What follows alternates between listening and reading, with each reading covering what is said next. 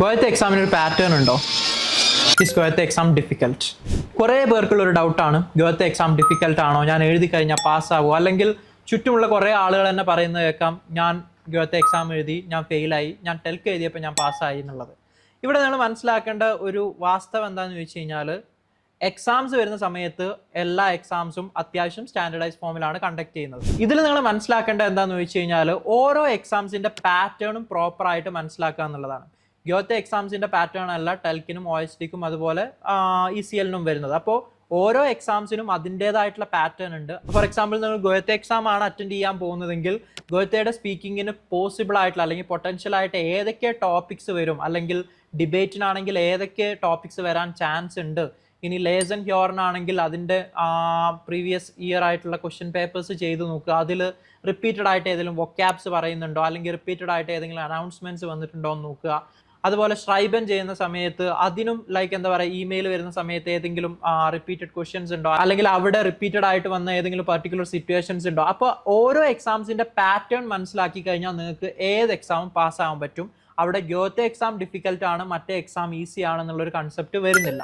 ഇതിൽ ഒരു കാര്യം കൂടെ നിങ്ങൾ മനസ്സിലാക്കേണ്ടത് എന്താണെന്ന് വെച്ച് കഴിഞ്ഞാൽ, ഇപ്പം നിങ്ങൾ പറയുന്നുണ്ടാവും എൻ്റെ ഫ്രണ്ട്സ് കുറേ പേര് ഗോയത്തെ എക്സാംസ് എഴുതിയിട്ട് അത് ഫെയിലായി എന്നുള്ളത്. നിങ്ങൾ മനസ്സിലാക്കേണ്ടത്, പൊതുവേ നമ്മൾ നമ്പേഴ്സ് എടുക്കുന്ന സമയത്ത് ഗോയത്തെ എന്ന് പറയുന്ന എക്സാം എഴുതുന്ന ആളുകളുടെ എണ്ണം കൂടുതലാണ്.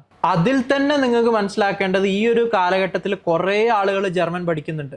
ഇവർ പ്രോപ്പർ പ്രിപ്പറേഷൻ ഇല്ലാതെയും അല്ലെങ്കിൽ ജസ്റ്റ് ജർമ്മൻ 8 മാസം കൊണ്ട് ഞാൻ B2 വരെ കോഴ്സ് കംപ്ലീറ്റ് ചെയ്തു എന്ന പേരിൽ പോയിട്ട് എന്ത് ചെയ്യാറുണ്ട്, ജർമ്മൻ്റെ എക്സാം അറ്റൻഡ് ചെയ്യാറുണ്ട്. അപ്പോൾ പ്രോപ്പർ പ്രിപ്പറേഷനും അതുപോലെ പ്രോപ്പർ നോളജും ഇല്ലാതെ ആർക്കും ഏത് എക്സാമും പാസ്സാവാൻ പറ്റില്ല. അത് നിങ്ങൾ പ്രോപ്പറായിട്ട് എല്ലാവരും മനസ്സിലാക്കുക. അതുകൊണ്ടാണ് നിങ്ങൾ ഇത്തരത്തിലുള്ള മെസ്സേജസ് കേൾക്കുന്നത്, ഞാൻ ഇന്ന എക്സാം എഴുതി, ഞാൻ ഫെയിലായി, ഞാൻ 8 മാസം പഠിച്ചിരുന്നു, ഞാൻ 1 വർഷം പഠിച്ചിരുന്നു. അത് പ്രോപ്പർ ആയിട്ടാണോ പഠിച്ചത്, അല്ലെങ്കിൽ പ്രോപ്പർ എക്സാം പ്രിപ്പറേഷൻ നിങ്ങൾക്ക് കിട്ടിയിട്ടുണ്ടോ എന്നുള്ളത് വേറൊരു ക്വസ്റ്റ്യനാണ്. സോ പ്രോപ്പർ എക്സാം പ്രിപ്പറേഷനും അതുപോലെ പ്രോപ്പർ ആയിട്ട് നിങ്ങൾ അതിൻ്റെ നോളജ് ഗെയിൻ ചെയ്തിട്ടുണ്ടെങ്കിൽ നിങ്ങൾ ഏത് എക്സാമും പാസ്സാവും. ഇവിടെ നിങ്ങൾ പ്രോപ്പറായിട്ട് പഠിച്ചിട്ടില്ലെങ്കിലോ, അല്ലെങ്കിൽ പ്രോപ്പറായിട്ട് ആ ഒരു പാറ്റേണിൻ്റെ, ഈ ഒരു എക്സാമിന് ഇന്ന പാറ്റേൺ ആണെന്നുള്ളതും അതിന് പ്രോപ്പർ പ്രിപ്പറേഷനും നിങ്ങൾക്ക് എടുത്തിട്ടില്ലെങ്കിലാണ് നിങ്ങൾ എക്സാം ഫെയിൽ ആവുന്ന ഒരവസ്ഥയിലോട്ട് വരിക. അപ്പോൾ ഇത്തരത്തിലുള്ള മിത്സ് വിശ്വസിക്കാതിരിക്കുക. നിങ്ങൾ ഏതൊരു എക്സാം എഴുതാൻ പോകുന്നതിൻ്റെ മുൻപും അതിൻ്റെ പാറ്റേൺ മനസ്സിലാക്കുകയും അതിനായിട്ട് പ്രോപ്പറായിട്ട് പ്രിപ്പയർ ചെയ്യുകയും ചെയ്യുക. സോ ഇത്തരത്തിലുള്ള ഇൻഫോർമേറ്റീവ് വീഡിയോസിനായിട്ട് നമ്മളുടെ ചാനൽ സബ്സ്ക്രൈബ് ചെയ്യുക.